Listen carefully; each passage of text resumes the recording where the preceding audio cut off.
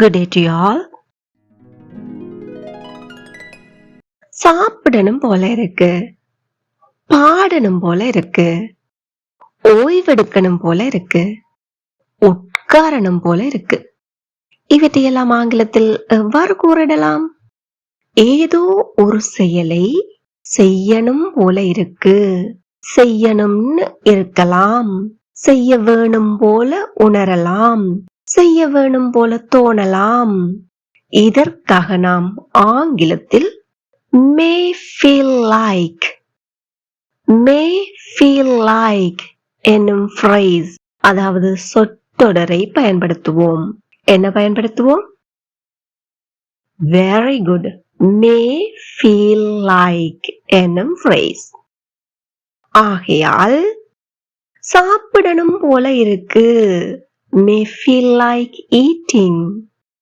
பாடணும் போல இருக்கும், may feel like singing. ஓய்வெடுக்கணும் போல இருக்கும், may feel like resting. உட்காரணும் போல இருக்கும், may feel like sitting.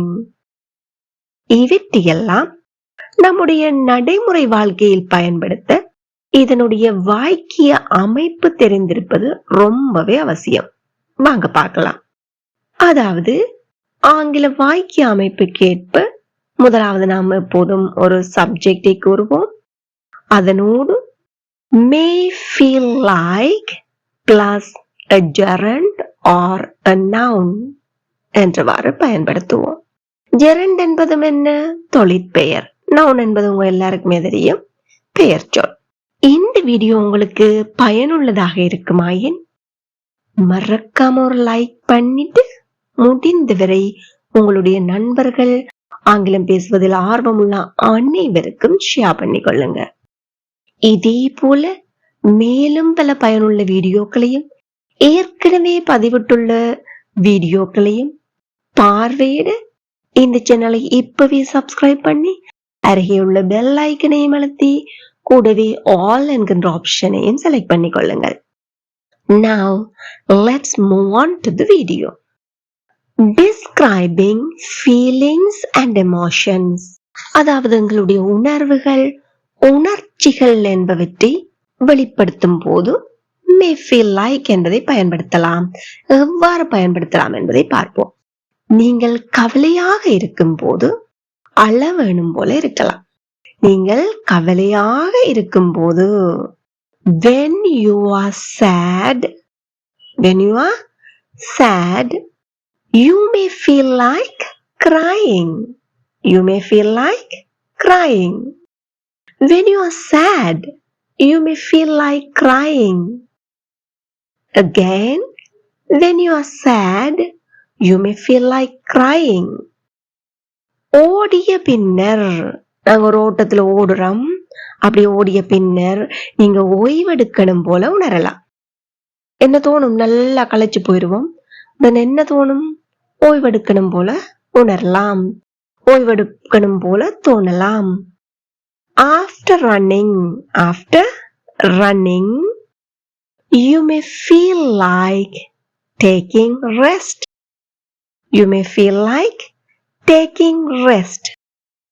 நீங்கள் மகிழ்ச்சியாக இருக்கும் போது நடனமாடணும் போல உணரலாம். Please comment your answer.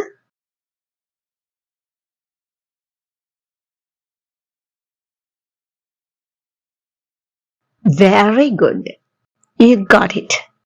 கடுமையான வெயில் நாளில், அதாவது ரொம்ப சூடா இருக்கிற நாள்ல நீங்க குளிர்ந்த நீர் குடிக்கணும் போல உணரலாம். கடுமையான வெயில் நாள், கடுமையான சூடான நாளில் on a hot day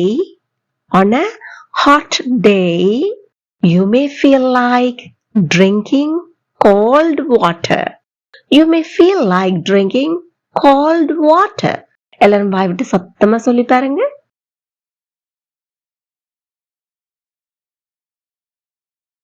Splendid. On a hot day, you may feel like drinking cold water. நீங்க விளையாட்டில் தோற்றுவிட்டால் அழ வேணும் போல உணரலாம். விளையாட்டு மட்டும் இல்ல, ஏதாவது போட்டியா இருக்கலாம். என்னத்துல என்னன்னு தோற்று போய்க்க என்ன தோன்றும்? அழ வேணும் போல தோன்றும். If you lose a game, if you lose a game, you may feel like crying. You may feel like crying. Again, if you lose a game, you may feel like crying. எல்லாருமே கூட சேர்ந்து வாய் விட்டு சொல்லி பாருங்க. If you lose a game, you may feel like crying. பயப்படும் போது, இது காமனா சொல்றோம், உங்களை குறிப்பிட்டு சொல்லல. பயப்படும் போது ஒளிந்து கொள்ளணும் போல உணரலாம். நீங்க பயப்படும் போது என்று சொல்லல, பயப்படும் போது. அப்போ when scared, you சொல்ல தேவையில்ல. when scared, நீங்கள் ஒளிந்து கொள்ளணும் போல உணரலாம். You may feel like hiding. Then scared, you may feel like hiding. பயப்படும் போது. When scared, you may feel like hiding. Again, then scared, you may feel like hiding. நீங்க களைப்பாக இருக்கும்போது உட்காரணும் போல தோணலாம். உட்கார வேண்டும் போல உணரலாம். Please comment your answer.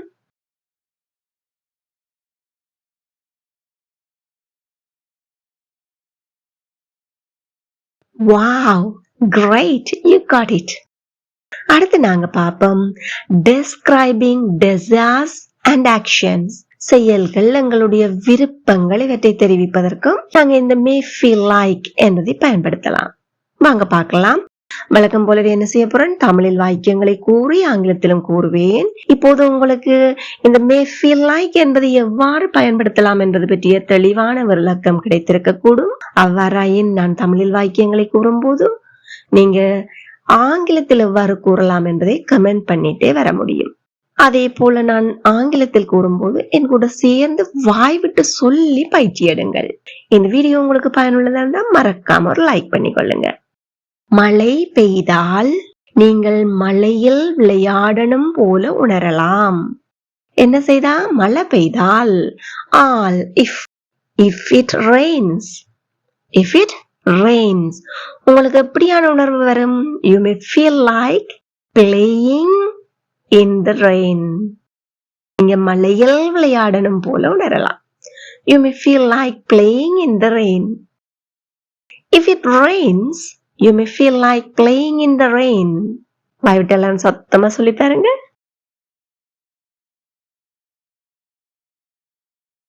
Very good. If it rains, you may feel like playing in the rain. நாய்க்குட்டியை பார்க்கையில், எந்த குட்டியா இருந்தாலும் சரி, விலங்குகள்ல குட்டியை பார்க்கல, நீ அதை செல்லமாக தடவுவதை போல உணரலாம். எல்லாருக்குமே தோன்றி இருக்கக்கூடிய ஒரு உணர்வு தான். நாய்க்குட்டியை பார்க்கையில் seeing a puppy. பூனைக்குட்டியை பார்க்கையில் seeing a kitten. பசுக்கன்றை பார்க்கையில் seeing a calf. இந்த மாதிரி நீங்க பயன்படுத்தலாம். குழந்தையை பார்க்கையில் seeing a baby. அப்போ இங்க என்ன வாக்கியம்? நாய்க்குட்டியை பார்க்கையில் seeing a puppy. You may feel like petting it. Petting it. Pet என்று சொன்னால் pet, pet அப்படின்னு சொன்னா கையால தட்டி கொடுக்கிறது தான். அது தட்டி கொடுத்தல். இது petting அப்படின்னு சொன்னா செல்லமா கைகளால தடவுறது. You may feel like petting it. Seeing a puppy, you may feel like petting it. எங்கூட சேர்ந்து சொல்லி பாருங்க. Seeing a puppy, you may feel like petting it. நல்ல உணவின் வாசனை நுகரும் போது ஒரு ஃபுட் ஒன்று ஒரு நல்ல ஒரு ஃபுட் ஒன்று நீங்க ஸ்மெல் பண்ணிக்கல, உங்களுக்கு எப்படி இருக்கும்? நீங்க சாப்பிடணும் போல உணரலாம்.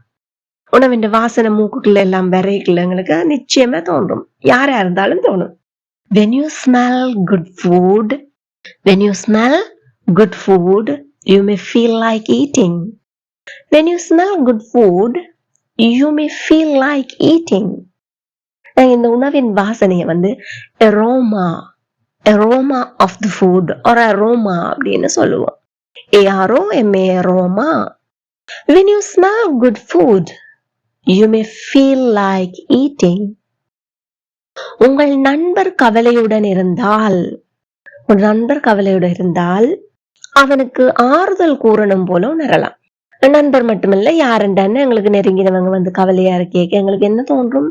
அவங்களுக்கு போய் ஆறுதல் கூறணும் அப்படின்னு தோணும். If your friend is sad, if your friend is sad, you may feel like comforting him. You may feel like comforting him. If your friend is sad, you may feel like comforting him.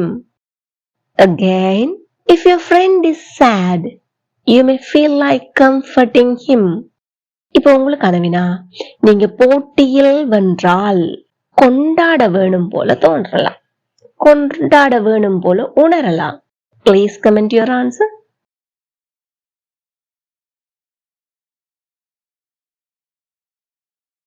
Superb, you got it. நீங்க ஒரு அழகிய பூவை பார்க்கும்போது, ரொம்ப அழகான ஒரு பூவை பாக்குறீங்க, உங்களுக்கு என்ன தோன்றும்? அதனை நுகரணும் போல தோணலாம், அதனை நுகரணும் போல உணரலாம். அதாவது என்ன, மணந்து பார்க்கணும் அப்படின்னு தோணும். அது மட்டுமில்ல, பறிக்கணும் போலேயும் தோன்றும். ஆனா எல்லா நேரத்திலையும் எங்களால பறிக்க முடியாது, பறிக்கவும் கூடாது. அப்போ முதலாவது எங்களுக்கு தோன்றக்கூடியது என்னது? நுகரணும், மணந்து பார்க்கணும் அப்படின்னு தோணும்.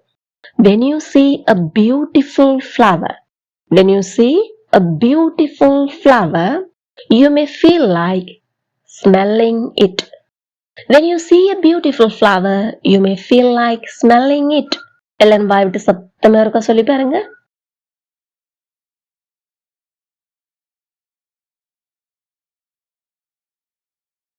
Splendid. When you see a beautiful flower, you may feel like smelling it. ஒரு நகைச்சுவையை கேட்டால், ஒரு நகைச்சுவையை கேட்டால் நீங்க சிரிக்கணும்னு உணரலாம். நகைச்சுவையை கேட்டுட்டு யாருமே சிரிக்காம இருக்க முடியாது. அப்ப கேட்டா உங்களுக்கு என்ன உணர்வு வரும்? சிரிக்கணும் அப்படின்னு தோணும். அப்படி தோன்றது கூட தெரியாம நாங்க சிரிச்சிடுவோம். If you hear a joke, if you hear a yoke, you may feel like laughing. If you hear a yoke, you may feel like laughing. Again, if you hear a yoke, you may feel like laughing. அடுத்து நாங்க பார்ப்போம், everyday சிச்சுவேஷன்ஸ்லயும் இந்த மே feel like என்பதை நாங்கள் பயன்படுத்துவோம். பயன்படுத்தாத நாட்களே இல்லை அப்படின்னு சொல்லலாம். நீங்க தாமதமாக எழுந்தால் அவசரமாக செல்லணும்னு உணரலாம். தாமதம் எழும்பேக்கில் எப்பயுமே எல்லாருக்கும் தோன்ற ஒரு உணர்வு தான் படப்படப்படன்னு ரெடியாகி வலிக்கிட்டு ஓடணும்னு தோணும். If you wake up late, தாமதமாக எழுந்தால், if you wake up late, you may feel like rushing. If you wake up late, you may feel like rushing. Again, if you wake up late, you may feel like rushing. நீங்க இசையை கேட்கும் போது, ஒரு இசை ஒன்றை கேட்குறீங்க, அப்ப உங்களுக்கு என்ன தோணும்? அதோட சேர்ந்து நீங்களும் பாடணும்னு தோணும், நீங்க கூடவே பாடணும்னு தோணும். When you hear music, you may feel like singing along. கூடவே பாடணும் போல தோணும். When you hear music, you may feel like singing along. எல்லாரும் வாய் விட்டு இருக்க சத்தமா சொல்லி பாருங்க.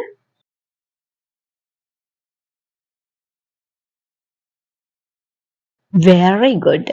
When you hear music, you may feel like singing along. நீங்க ஒரு நண்பரை நீண்ட நாளுக்கு பிறகு பார்த்தால் அவரை கட்டி அணைக்கணும் போல தோணலாம்.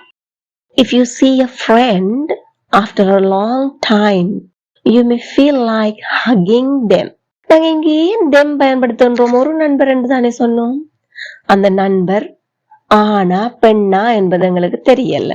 இவ்வாறாக பொது பாலாக சொல்லும் போது ஆங்கிலத்தில் நாம் they, them, they are என்பவற்றை பயன்படுத்துவோம். ஆகையால் தான் இங்கு them என்று சொல்கின்றோம். If you see a friend after a long time, you may feel like hugging them. நீங்கள் பசியாக இருந்தால் உடனே சாப்பிடணும் போல உணரலாம். Please comment your answer.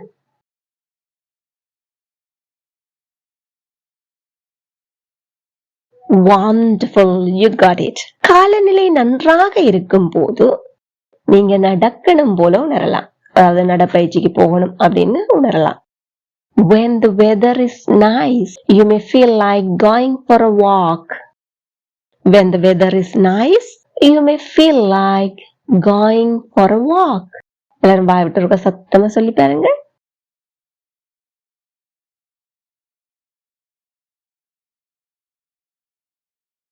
Wow, bravo, you got it. When the weather is nice, you may feel like going for a walk. நீங்கள் சலிப்பாக இருந்தால் ஒரு புத்தகம் வாசிக்கணும்னு தோணலாம். சலிப்பா இருக்கீங்க, புத்தகம் வாசிக்கணும்னு தோணலாம். If you are bored, உங்களுக்கு எல்லாருக்குமே தெரியும் boring அப்படின்னு எல்லாம் சொல்லுவோம். சலிப்பா இருந்தா if you are bored, you may feel like reading a book. You may feel like reading a book. If you are bored, you may feel like reading a book. எங்கூட சேர்ந்து சொல்லி பாருங்க. If you are bored, you may feel like reading a book. உங்களுக்கான வினா, நீங்கள் அமைதியான இடத்தில் இருக்கும் போது ரகசியமாக பேசணும் போல உணரலாம். நம்ம எல்லாருக்குமே தெரியும், லைப்ரரியா இருக்கலாம், டெம்பிளா இருக்கலாம், இந்த இடங்கள் எல்லாம் ரொம்ப அமைதியா தான் எல்லாரும் இருப்பாங்க.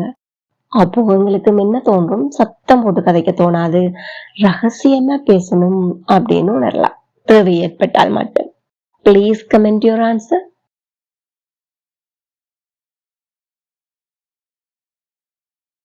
Amazing, you got it.